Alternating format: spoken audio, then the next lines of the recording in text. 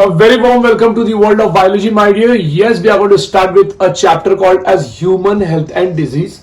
Today we'll be studying one of the type of a disease which is very much frequent in India. Basically, 15% of our population in India is being affected by such type of a disease which I'm going to talk about, right? So हम जो बात करने जा रहे हैं वो है amoebiasis. And amoebiasis is caused because of Entamoeba histolytica. Please याद रखना, it's a protozoan. Please याद रखना है, बहुत ज्यादा इंपॉर्टेंट है. It's a protozoan and the name of the protozoan is Entamoeba histolytica. Please याद रखना, it's a protozoan parasite.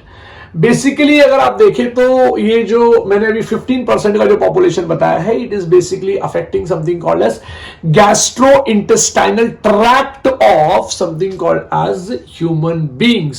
So it is a type of a disorder which is affecting the large intestine of the human being.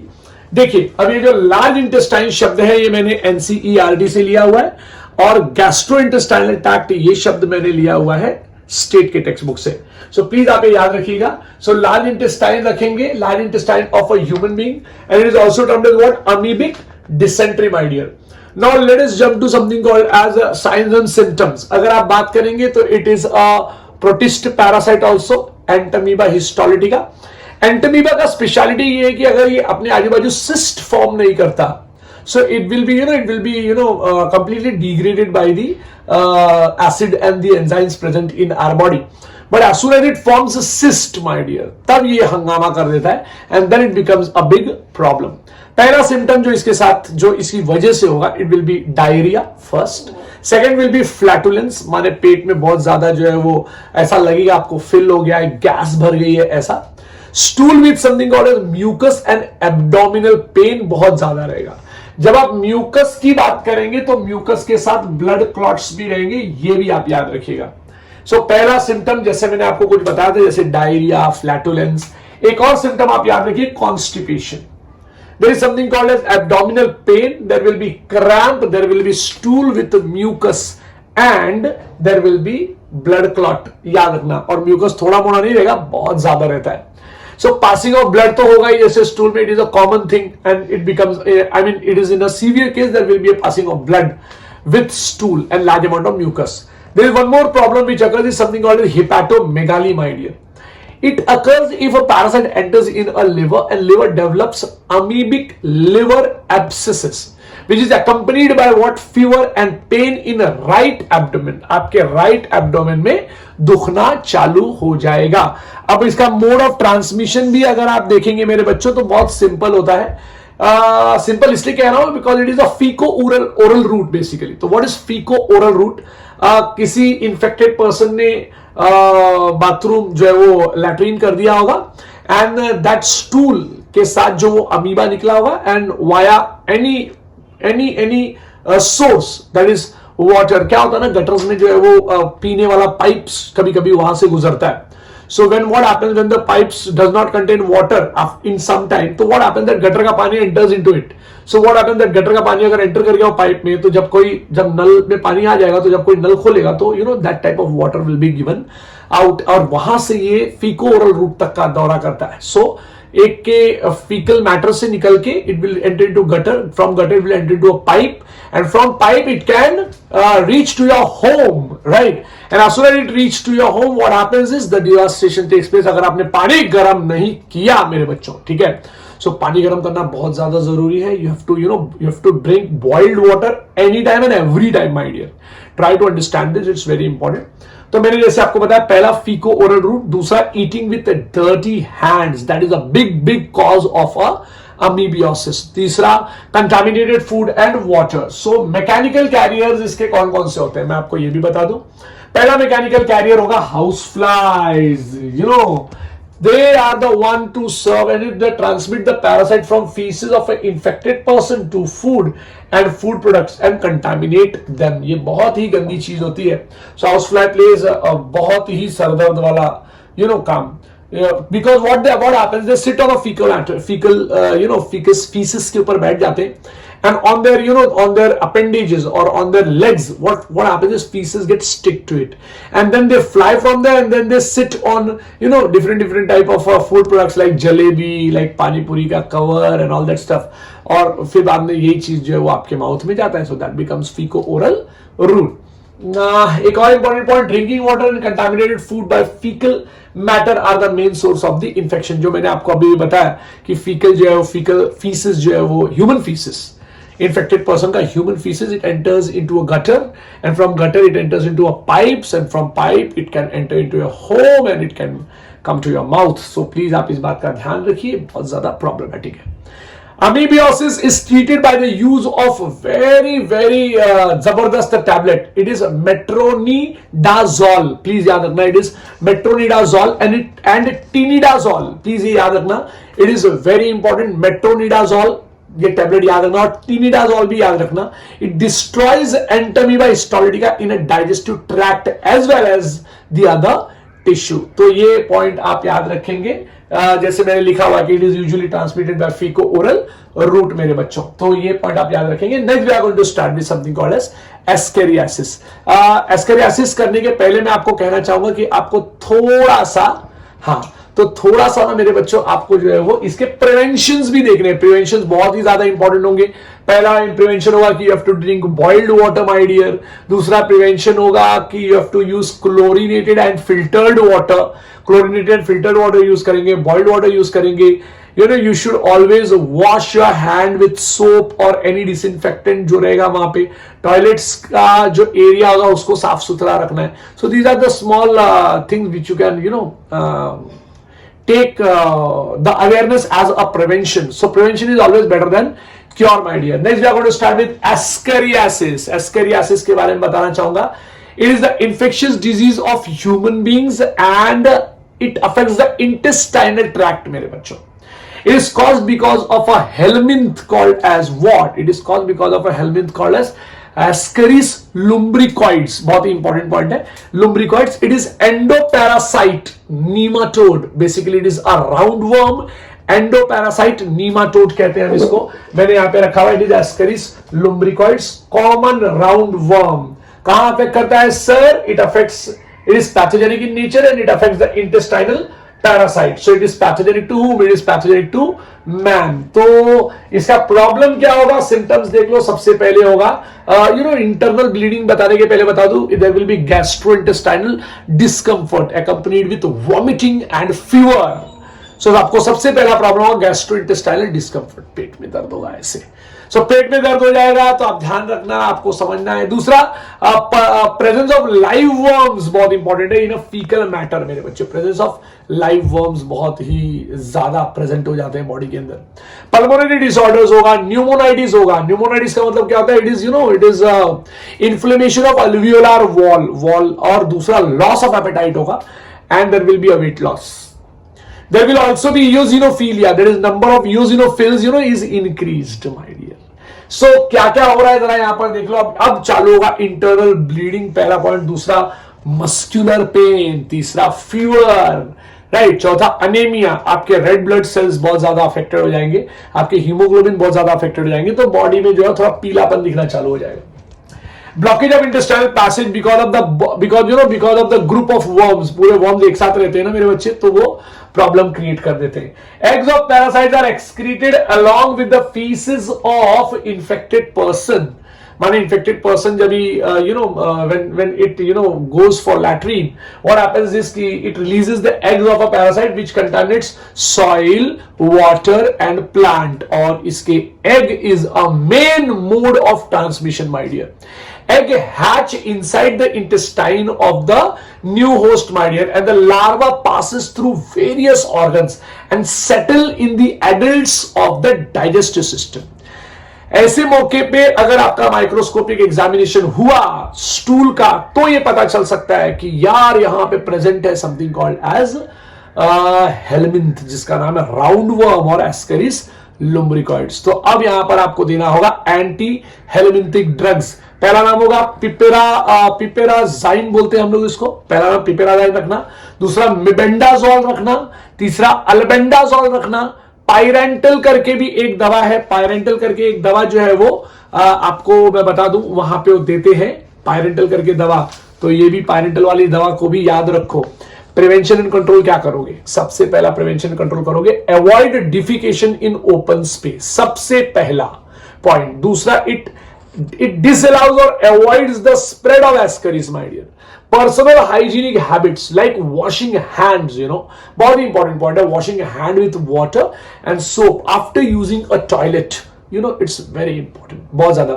washing vegetable thoroughly, क्योंकि आप जानते नहीं है ये कुछ areas में गटर के पानी से ही जो है वो वेजिटेबल्स को उगाया जाता है। so you should wash vegetable thoroughly and it should be done before cooking and avoid raw material or avoid raw vegetable, basically raw material नहीं, raw vegetable for it is very much important for prevention of ascariasis। so ये point आप याद रखेंगे, ascariasis के सारे point आप याद रखेंगे, कंटामिनेट करने के जगह को याद रखेंगे, it is soil, water and plant. So next हम लोग स्टार्ट करेंगे एक बहुत ही जबरदस्त हेलमिंथ के बारे में जिसका नाम है वुचेरेरिया bancrofti. So now what we are going to start is something called as filariasis मेरे बच्चों। अब filariasis का दूसरा नाम होता है elephantiasis। Now what do you mean by filariasis or elephantiasis? It is a type of a disorder, I can say, or it's a type of a disease which is caused by Wuchereria bancrofti, Brugia malai or Brugia timori। Now it is caused by a threadworm मेरे बच्चे लोग please याद रखना। It causes a slowly developing chronic inflammation of the organs in which they live, right? For many years. आपने नाम सुना होगा हाथी पांव, एक पांव पूरा एकदम बड़ा सा हो जाता है, एक हाथ पूरा बड़ा सा हो जाता है। You know why? Because of this problem. And it usually occurs in a lymphatic vessels of a lower limb मेरे बच्चों। Please याद रखना। It usually occurs in a lymphatic vessel of a lower limb. Now here what happens, the genital organs are also affected. It can cause hernia in testis मेरे बच्चों, testis एकदम बड़ा सा हो जाएगा, it can cause such a big problem. So the genital organs are also affected and it results in gross deformities मेरे बच्चों, gross deformities। यहाँ पे ये बहुत इंपॉर्टेंट पॉइंट है कि parasites are transferred from person to person via mosquito।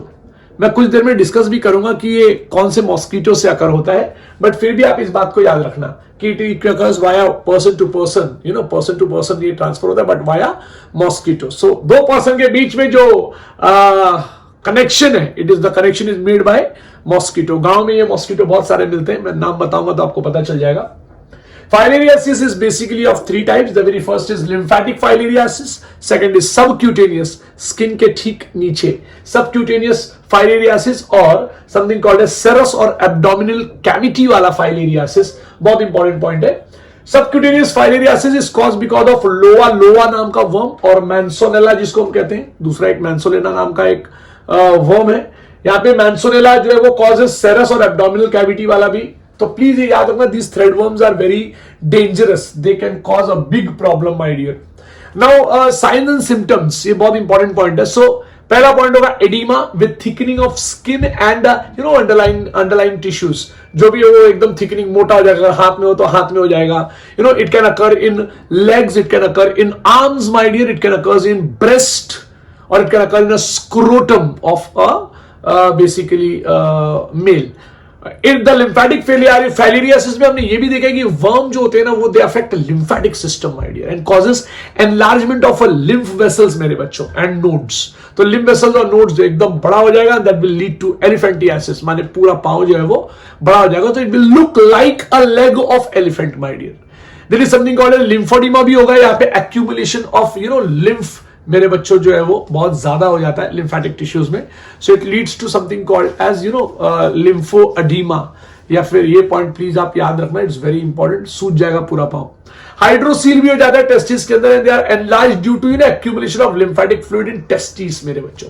So mode of transmission कैसा होता है, आपको मैंने जैसे बताया कि Wuchereria bancrofti is transmitted to human body by female Culex mosquito. Please याद रखना, it is female Culex mosquito मेरे बच्चों।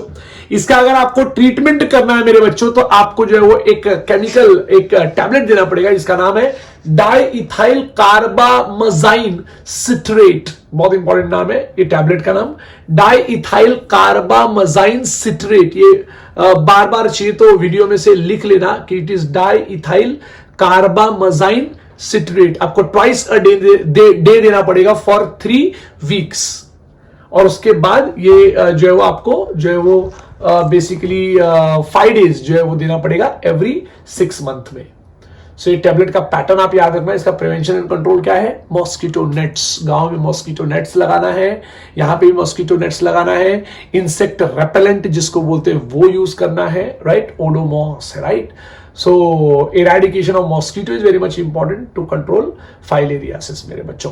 सो ये पॉइंट आपको याद रखना है, इट इज वेरी इंपॉर्टेंट। दूसरा हम बात करेंगे something called as a ringworm dermatophytosis caused by a 3 जबरदस्त जो है वो लोग। पहला नाम आएगा माइक्रोस्पोरम अंडुओनी, बोलते हैं हम इसको, माइक्रोस्पोरम अंडुओनी पूरा नाम है, ट्राइकोफाइटॉन एंड एपिडर्मोफाइटॉन मेरे बच्चों। तो जब आप इन 3 लोग का जब नाम देखते हैं तो मैं आपको बता दूं कि ringworm is not related to worms. भाई दांत खाज खुजली गोल गोल गोल गोल हो जाएगा, प्लीज देख लेना, it is a ringworm which can cause a big problem. It leads to an infectious disease. ये एक से दूसरे को हो सकता है क्लोज कॉन्टैक्ट में आने से, माने टच करने से भी हो जाएगा। Appearance of dry and scaly lesion, गोल गोल गोल गोल हो जाएगा। आपके एनसीईआरटी के पेज नंबर 149 पे आप देख सकते हो उसको, यहां पे हुआ है इस तरीके से। सो प्लीज याद रखना। So it's a scaly lesion and on the various part of a body, such as nail, ये निकल जाता है नेल। जब नेल निकलता है तो उसको ऑन्कोमाइकोसिस कहते हैं। तो नेल निकलने लग जाता है, पूरा नेल काला पड़ जाएगा आपका, ऐसा किसी ने ईंटे से मार दिया उसको। स्किन जो है वो बहुत ही प्रॉब्लमेटिक, स्किन में जहां देखो वहां खुजली होने लगेगा। स्कैल्प, ये पूरे एरिया में आप ऐसे करोगे तो पूरा डैंड्रफ उड़ेगा ऐसा यहाँ पे ये। So these are the main symptoms which causes ring like structures मेरे बच्चों। The lesions are accompanied by what? Intense itching. आप आओ देखोगे ना ताओ, आप सिर्फ intense itching करते रहोगे। एंड ये और तब बढ़ जाता है जब बहुत ज्यादा क्या होता है मेरे बच्चों, बहुत ज्यादा the fungus grow in heat and moisture. ये बहुत पॉइंट इंपॉर्टेंट है। Skin folds, basically growing part, आपके लेग के सेक्स ऑर्गन और लेग के बीच वाला जो एरिया होता है, दैट पार्ट में बहुत ज्यादा जो है वो ये प्रॉब्लमेटिक होता है, ग्रोइंग पार्ट में। बिटवीन द टोज, ये फिंगर के बीच में या टोज के बीच में आपको ये प्रॉब्लम हो जाएगी। Ringworms are generally acquired from what? From soil और by using towel, cloth and even comb of a infected individual. मैं तो बोलता हूं सॉक्स, शूज, फिर बाद में जो है वो दूसरों के टी शर्ट्स, राइट, दूसरों के कॉम, दूसरों के जो है वो बकल्स पहनने के वजह से भी ये हो जाता है। सो प्लीज याद रखना, it's a very big and problematic thing. तो मुझे ऐसा लगा कि मैं आपके से ज्यादा डिस्कस कर लूं, तो मैंने डिस्कस कर लिया। आपको ये बात समझना होगा कि heat and moisture plays a very very very big problem, याद रहेगा। तो and it heat and moisture plays very important role to जिसकी वजह से फंगस क्या हो जाता है, ग्रो हो जाता है मेरे बच्चों। तो जैसे मैंने आपको बताया कि trichophyton, microsporum, right, they feed on keratin मेरे बच्चों, keratin of skin, hair and nails, right. So infected skin shows enlarged red ring red ring like structure caused by ringworm. So appearance of dry scaling, जैसे मैंने बताया, red patches होगी, बहुत ज्यादा itching होगा, nail जैसे निकल जाएगा तो हम उसको ऑन्कोमाइकोसिस कहेंगे मेरे बच्चों, right. So it's very important. Discoloured हो जाएगा, डिसफिगर्ड हो जाएगा नेल, राइट। एथलीट्स फुट, आपको नाम याद होगा मेरे बच्चों, इट इज ये जो आपके पांव के बीच के जो फिंगर्स होते हैं उनके बीच में आपको खुजली जो है वो चालू हो जाएगी। तो close contact with infected person is another mode of what? Infection. इसका डायग्नोसिस जबरदस्त है।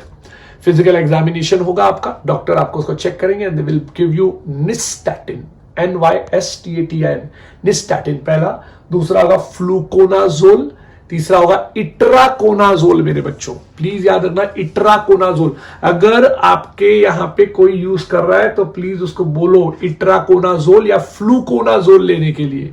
सो प्लीज ये पॉइंट याद रखेंगे, इट्राकोनाजोल, फ्लूकोनाजोल, निस्टैटिन, ये टैबलेट प्लीज आप ले सकते हैं, या फिर इसके ट्यूब्स आते हैं, अलग अलग ब्रांड के नाम से आते हैं। मैं ब्रांड का नाम नहीं बताऊंगा, बट केमिकल उसके अंदर ये होना चाहिए।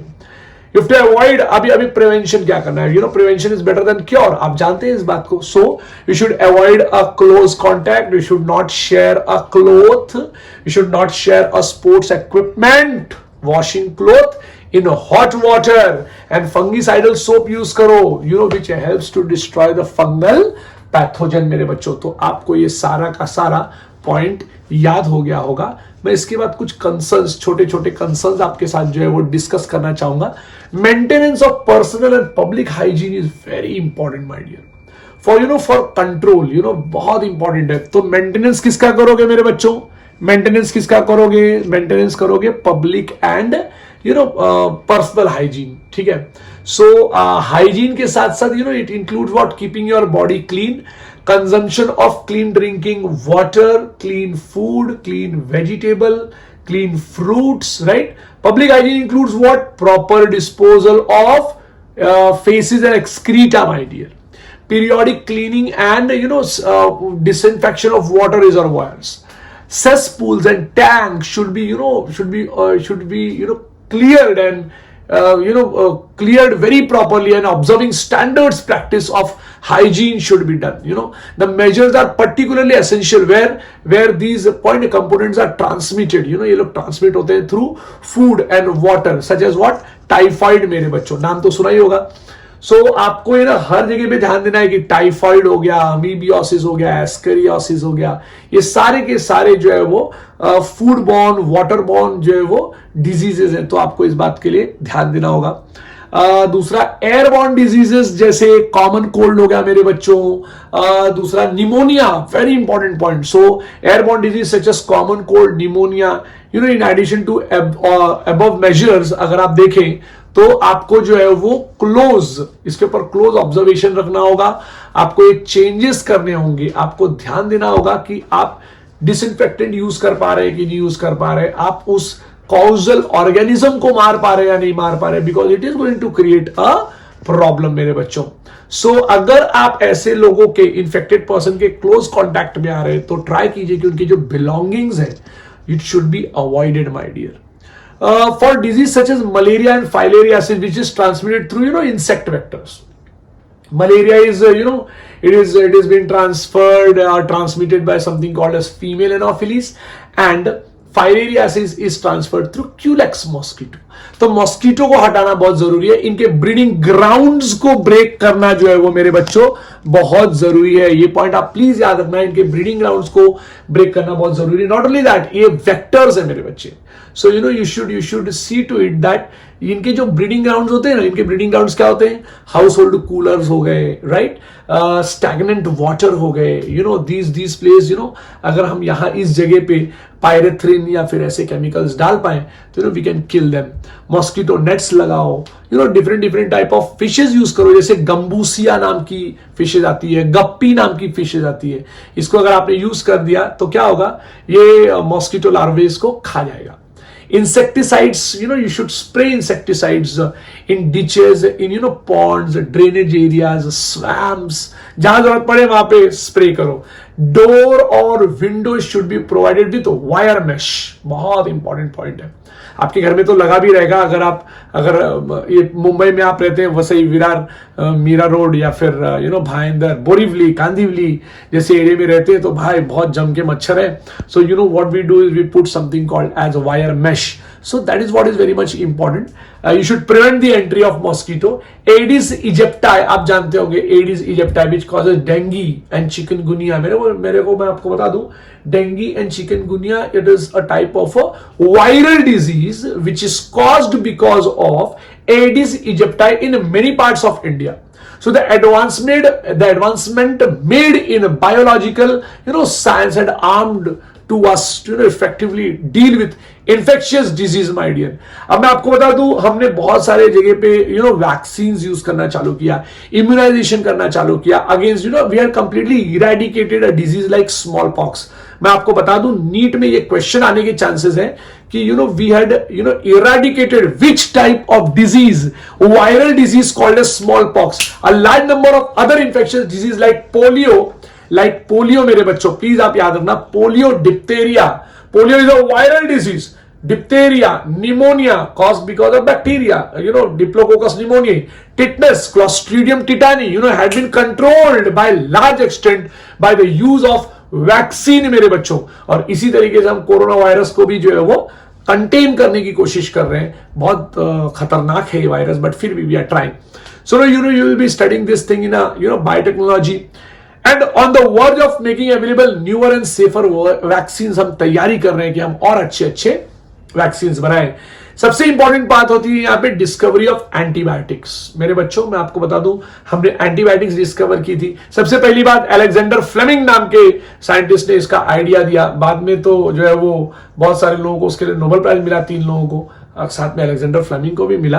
But Florey, Chain and Alexander Fleming so they enable us to effectively treat the infectious diseases. तो infectious diseases को अगर हराना है तो what you require is something called as vaccines. You require something called as immunization. You require different type of diseases diseases का तोड़। diseases नहीं चाहिए आपको diseases का तोड़ चाहिए। तो आपको जो है वो मेडिसिन लगेगा, आपको जो है इम्यूनाइजेशन के लिए वैक्सीन लगेगी, इम्यूनाइजेशन करेंगे आप, and then you are free from disease. हम बहुत ट्राई करते हैं बच्चों, but these are the type of the organisms who have big hold. So now we will be starting with another brand new topic called as immunity मेरे बच्चों। Okay, so now what we are going to start is something called as immunity. Now who is the one who discovered immunity? So it is believed that it was Edward Jenner in 1790 in England, that he was the one to discover many things here. He developed a vaccine of rabies, he developed the vaccine of anthrax, he developed the vaccine of chicken cholera, right? He developed the vaccine of called as cowpox vaccine, and it was a protection. It was very important for the protection against smallpox, my dear. So he also employed the term vaccine and vaccination. ये बहुत प्यारा सा word था जो उनकी वजह से आया।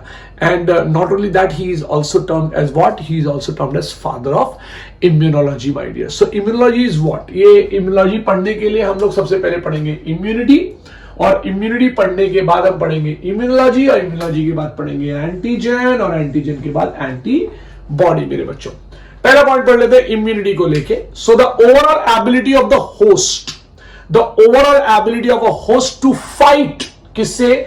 The disease causing organisms. मान लीजिए कि मेरे बॉडी के अंदर कोई कॉजिंग ऑर्गेनिज्म घुस गया, डिजीज कॉजिंग ऑर्गेनिज्म घुस गया। कोई ऑर्गेनिज्म अगर मेरे बॉडी में घुस जाता है तो it causes a big problem. So I became a host. लेकिन अगर मैं उससे लड़ने का ताकत रखता हूं, the overall ability of the host to fight what? The disease causing organism conferred by the immune system. मेरे इम्यून सिस्टम से लड़ा तो मरेगा जरूर। अगर ऐसा है तो इस फिनोमिनन को हम कहते हैं immunity. So as you all know, immunity का concept, it was believed that it was being brought by Mr. Edward Jenner from England and is the father of immunology मेरे बच्चों। दूसरा खास बात immunology अगर मैं बोलूं तो yes, it is a branch of a science which deals with what? Study of immune system। एक ही बात नहीं है भाई, immune system के बाद आपको देखना है immune responses to whom? To a foreign substance। इस foreign substance को ही आप क्या कह सकते हो?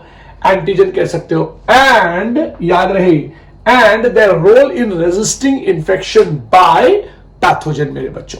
तो ये पॉइंट आपको याद रखना है, इट्स वेरी इंपॉर्टेंट। नाउ बात करते हैं एंटीजन की। एनी फॉरेन सब्सटेंस, भाई वो लिविंग हो या नॉन लिविंग हो, बेसिकली अगर उसने हमारे बॉडी को परेशान किया है, so any foreign substance invading body and capable of stimulating an immune response, my dear. कोई भी फॉरेन सब्सटेंस आप ले लीजिए, कोई भी फॉरेन सब्सटेंस ले लीजिए। आप अगर एक छोटा धूल भी ले रहे हैं और अगर वो मेरे इम्यून सिस्टम को स्टिमुलेट कर देता, मेरे इम्यून रिस्पॉन्स को स्टिमुलेट कर देता, फॉर एग्जांपल टाइफाइड बैक्टीरिया।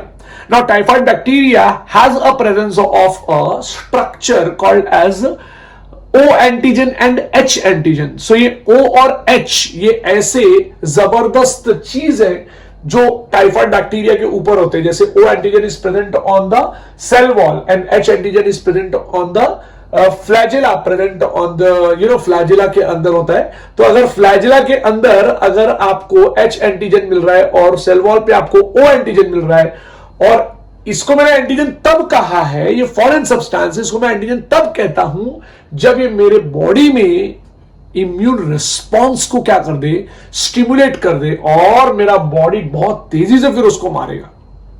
देखते हैं क्या होता है। सो पहला पॉइंट हमारा एंटीजन को हो गया, it is any foreign substance, याद रखो, which stimulates the immune response of the body, my dear. Next is something called as antibody, the protective chemical produced by immune cell. ठीक है, कौन से इम्यून सेल्स मैं बात करूंगा, immune cells in response to antigen is called as what, is called as antibody, my dear. So आप इस बात को याद रखिए। So it's an overall ability of the host to fight the disease causing organisms conferred by immune system is called as what, immunity. Now immunity is basically, it is of two types. सबसे पहला होता है innate immunity, जो मैंने यहां लिख के रखा हुआ है आपके लिए, ओके। और दूसरा मैं बात करूंगा acquired immunity मेरे बच्चों यहां पे। So what do you mean by innate immunity? Innate immunity is non-specific immunity, माने ये मेरे बॉडी में by birth होता है, point number 1. So it is present at the time of a birth.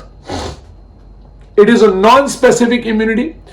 It is a non-adaptive immunity. Non-adaptive immunity का मतलब अगर धूल आंख में जाएगा तो भी आंसू ही निकलने वाला है, अगर जो है वो क्या कहते हैं अपना कुछ कपड़ा लग जाए तो भी आंसू ही निकलने वाला है, कुछ नॉर्मल चीज चले जाए तो भी आंसू ही निकलने वाला है। मतलब ये एडेप्टिव नहीं है, हर एक स्पेसिफिक के लिए स्पेसिफिक नहीं है। सो it is non specific and non adaptive in nature. This is accomplished by providing different type of barriers. ये अलग अलग टाइप के बैरियर्स है। तो बेसिकली हम 4 टाइप का बैरियर्स पढ़ेंगे मेरे बच्चों। पहला बैरियर जो हम पढ़ने वाले, it is something called as physical barrier, मैंने लिखा है यहाँ पे। Now what do you mean by physical barrier? एक काम करते, मैं थोड़ा सा मिटा देता हूं, आप इसको देख पाएंगे तो इम्यूनिटी को ही खाली मिटाऊंगा, ठीक है। So what do you mean by physical barrier? Physical barrier के बाद आएंगे तुम्हारे फिजियोलॉजिकल बैरियर, ठीक है। तो पहला कौन आया? फिजिकल। दूसरा कौन आया? फिजियोलॉजिकल बैरियर, ठीक है। तो फिजिकल बैरियर सबसे पहला किसका नाम दे दूं? स्किन। पहला पॉइंट, फिजिकल बैरियर का पहला एग्जांपल आएगा स्किन। तो skin on our body is a main barrier which prevents the entry of the microorganism. दूसरा पॉइंट होगा म्यूकस कोटिंग। प्लीज याद रखो, it's very important my dear. अब म्यूकस कोटिंग भी आपको ये वर्ड याद रखना है, इट्स वेरी इंपॉर्टेंट। तो ठीक है, सबसे पहले तो म्यूकस कोटिंग का आपकी बुक में ये लिखा हुआ है, क्या कहते हैं अपना, स्पेलिंग इज दिस। सो पहला पॉइंट आएगा स्किन, दूसरा पॉइंट आएगा mucus coating of a epithelium lining of किस किस चीज के? सबसे पहला म्यूकस कोटिंग ऑफ, लिख देता हूं यहां पे, एपिथेलियल लाइनिंग ऑफ क्या? सबसे पहला आएगा गैस्ट्रो इंटेस्टाइनल का नाम लूंगा। सर ये पहला है क्या? हाँ, तुम्हारे बुक में दूसरा लिखा हुआ है, लेकिन मेरे को पहला अच्छा लगता है लिखने के लिए। तो it is gastro intestinal lining. दूसरा आएगा रेस्पिरेटरी लाइनिंग, ठीक है मेरे बच्चों। तो पहला नाम क्या आएगा? गैस्ट्रो इंटेस्टाइनल लाइनिंग, दूसरा आएगा respiratory lining. These are the epithelial linings, my dear. तीसरा आएगा यूरिनोजेनिटल ट्रैक्ट, बहुत इंपॉर्टेंट, महा इंपॉर्टेंट, यूरिनोजेनिटल ट्रैक्ट लिखना बहुत जरूरी। यूरिनोजेनिटल TRACT ट्रैक्ट लिख देता हूं, ठीक है। सो इट इज यूरिनोजेनिटल ट्रैक्ट। हाँ, so these are the places where they help in trapping the microbes entering in our body. Next we are going to study something called as physiological barrier मेरे बच्चों, second number है physiological barrier. You know the very good example is acid in the stomach. physiological बोलता हूं तो ध्यान रखो, acid in stomach पहला point. दूसरा saliva in mouth, lysozyme present होता है। tears from the eye, you know they all prevent the microbial growth मेरे बच्चों। सेलुलर बैरियर्स का बात करूंगा तो certain type of leucocytes, WBC cells of our body like PMNL, polymorphonuclear leucocytes. You know PMNL are what? They are nothing but neutrophils मेरे बच्चों। इनको हम न्यूट्रोफिल्स के नाम से जानते हैं। PMNL अगर मैं बोलूं, so they are nothing but what? Neutrophils मेरे बच्चों। तो आप इस बात को याद रखिए और इस बात को अपने दिमाग में बिठाइए कि न्यूट्रोफिल्स मैं कहता हूं तो PNML का याद रखना, पॉलीमॉर्फोन्यूक्लियर ल्यूकोसाइट्स याद रहेंगे। पीएमएनएल के साथ, पॉलीमॉर्फोन्यूक्लियर ल्यूकोसाइट के साथ साथ एक और चीज होगा जिसका नाम होगा मोनोसाइट। मेरे बच्चों मैं लिख देता हूं इन सब का नाम, मुझसे रहा नहीं जा रहा है। तो सेलुलर बैरियर अगर तुमको किसी ने बोला तो सेलुलर बैरियर में सबसे पहला नाम रखोगे WBC, व्हाइट ब्लड सेल। ठीक है, अब WBC अगर आप रखते हो, मुझे जरा मिटाना पड़ेगा इसको, तो WBC अगर आप यहां पे रखते हो तो आपको यहां पे, भाई फिजियोलॉजिकल हमने नहीं लिखा है तो मैं लिख देता हूं, चलो फिजियोलॉजिकल भी लिख देता हूं ताकि आपको याद रहे। ठीक है, ये पहला वाला तो फिजिकल होगा, चलो भाई लिख देते हैं यहां पे फिजिकल। ओके ठीक है, फिजियोलॉजिकल यहां लिख देते हैं मेरे बच्चों, प्लीज याद रखना। फिजियोलॉजिकल अगर बोल दिया किसी ने तो सबसे पहले क्या याद रखोगे, as I told you physiological में आप याद रखेंगे एसिड इन द स्टमक। ये पॉइंट बहुत इंपॉर्टेंट है। सर कौन सा एसिड होता है, तो एसिड इन द स्टमक बोल दिया मैंने तो नाम याद रखना हाइड्रोक्लोरिक एसिड, HCl। आपके बुक में नहीं दिया बट याद रखो। दूसरा सर नाम सलाइवा इन माउथ। ठीक है, यहां लाइसोजाइम होगा और यहां पे टीयर्स इन आई। ये सारे के सारे प्रिवेंट करते हैं, they prevent what, they prevent they prevent entry of, लिख दो ना भाई, एंट्री ऑफ माइक्रो ऑर्गेनिजम्स। ठीक है, ये लिखना बहुत जरूरी था। अब आते हैं सेलुलर बैरियर पे। चलो रे बाबा, सेलुलर बैरियर लिख दो। तो सेलुलर बैरियर में सबसे पहला किसका नाम आएगा बच्चों, the first name of cellular barrier will be WBC cells. लेकिन WBC सेल में सबसे पहला नाम किसका, PMNL का नाम आएगा, पॉलीमॉर्फोन्यूक्लियर। प्लीज याद रखना, पॉलीमॉर्फोन्यूक्लियर न्यूट्रो, क्या करूं, न्यूट्रोफिल्स रखो या क्या लिखो, तो it is polymorphonuclear leucocyte, polymorphonuclear leucocyte, ये लिख दिया मैंने ल्यूकोसाइट। दूसरा यहां पर एक और नाम आएगा मोनो, शब्द याद रखो मेरे बच्चे, इट इज पॉलीमॉर्फोन्यूक्लियर, इसके बाद आएगा मोनोसाइट्स, लिख देता हूं यहां पे मैं MONOCYTES। सो PLMN का होगा पॉलीमॉर्फोन्यूक्लियर ल्यूकोसाइट, दूसरा नाम होगा समथिंग कॉल्ड एज मोनोसाइट और तीसरा होगा NKC माने नेचुरल किलर सेल। मेरे बच्चों ये भी पॉइंट आपको याद रखना है, it is natural killer cell. आपको ये सारी चीजें मैं और भी डिटेल में पढ़ाने वाला हूं, बट इनिशियली ये एक एक वर्ड से भी अगर मैंने बोल दिया तो भी आपका काम जो है वो हो जाएगा। So it is natural killer cell. नाम जानते हैं आप नेचुरल किलर सेल का? हाँ, natural killer cells they are the type of lymphocytes. अगर आपको नहीं बताया है, किसी ने नहीं सुने हो आप, so they are the type of lymphocytes. So natural killer cells they are the type of lymphocyte। ठीक है, NKC बोलते हैं इसको, natural killer cells in our blood, they are present in our blood and as well as एक और नाम आएगा macrophages in tissue। ठीक है ना, लंग्स में प्रेजेंट होते हैं क्लारा सेल्स, ये भी पॉइंट याद रखना। They have an ability to phagocytose, बहुत important point, they have an ability to phagocytose, मतलब फैगोसाइटोज कर लेंगे, खा लेंगे, फैगोसाइटोज कर लेंगे and destroy the microbes, my dear. The very important fourth point is cytokine barriers. Cytokine barriers का मतलब क्या होता है, देयर आर अभी जैसे कोरोना वायरस ने इफेक्ट कर दिया, घुस गया बॉडी के अंदर, तो सेल के अंदर ना वायरस इंफेक्टेड सेल्स होंगे ना, तो वायरस इंफेक्टेड सेल्स दे सीक्रेट प्रोटीन कॉल्ड इंटरफेरॉन्स, तो साइटोकाइन बैरियर्स कहां लिखूं? ठीक है, चलो इसको थोड़ा सा मिटा देता हूं। इन्नेट इम्यूनिटी के लोग हैं ये लोग मेरे बच्चों। हाँ, साइटोकाइन बैरियर्स इधर लिख देता हूं मिटा के पहले। तो साइटोकाइन बैरियर्स मेरे बच्चों, साइटोकाइन बैरियर्स में आप नाम डाल देंगे इंटरफेरॉन्स का। ठीक है, सो व्हाट आर इंटरफेरॉन्स, ये दे आर, सबसे पहले बात, इंटरफेरॉन्स आर सीक्रेटेड बाय, ये किससे सीक्रेट होते हैं? Secreted by virus infected cell. मैं पॉइंट टू बी नोटेड वाली बात से मैं बता दूं आपको कि यहां पे एक खास बात ये देखने को मिलती है कि interferons was very first time discovered bye, लिख देते पहले ये लिखते फिर उसके बाद बात करते हैं। Interferons was very first time discovered by Isaacs and Lindenmann. ये दो साइंटिस्ट थे जिन्होंने इसको पहली बार डिस्कवर किया. It was Isaacs and Lindenmann. मेरे बच्चों प्लीज याद रखना, it was Isaacs and Lindenmann जिन्होंने पहली बार इंटरफेरॉन को डिस्कवर किया है.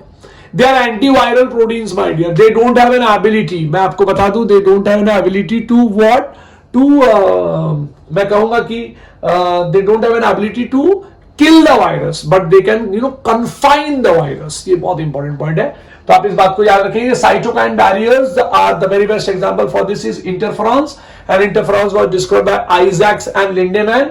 इंटरफेरॉन्स आर व्हाट, मैं आपको एक बात और बता दूं कि interferons are anti viral protein. Please याद रखो, they are anti viral proteins. बच्चा बहुत और महा important, it is anti viral protein my dear. So Isaacs and Lindenmann का डिस्कवरी कि it is anti viral protein, और ये do not kill the virus, they only confine the virus, they only contain, मतलब एक जगह पे लाके रोक देते हैं उसको. तो ये होता है काम समथिंग कॉल्ड एज इंटरफेरॉन्स का. So they protect the non infected cells from the further viral infection. मेरे बच्चों दूसरा खास बात मैं आपको बता दूं, एक्वायर्ड इम्यूनिटी. जब आप एक्वायर्ड इम्यूनिटी का बात करते हैं तो acquired immunity is basically it is of two types. The very first is active immunity and passive immunity. तो acquired immunity is on other hand it is pathogen specific. तो जैसे इनेट इम्यूनिटी जब तो हट गया, innate immunity is non specific, non adaptive, but acquired immunity is what it is specific as well as it is adaptive in nature. Please याद रखना, महा से महा इंपॉर्टेंट पॉइंट है. Acquired immunity is adaptive in nature, acquired immunity is specific in nature, and it is characterized by memory. भाई जो कुछ भी आपके बॉडी के अंदर ऐसा एक्स्ट्रा अलग सा एंटीजन टाइप का स्ट्रक्चर आता है, ये सारे एंटीजन टाइप के स्ट्रक्चर, एंटीजन टाइप क्या, एंटीजेंस जो आते हैं, इन सब का मेमोरी बना के रखा है आपके बॉडी ने, right. This means that our body is what, it encounters with pathogen for the first time and produces a response called as primary response. मेरे बच्चों इनिशियली रिस्पॉन्स करेगा, प्राइमरी रिस्पॉन्स करेगा, धीरे धीरे लड़ेगा, which is low intensity my dear.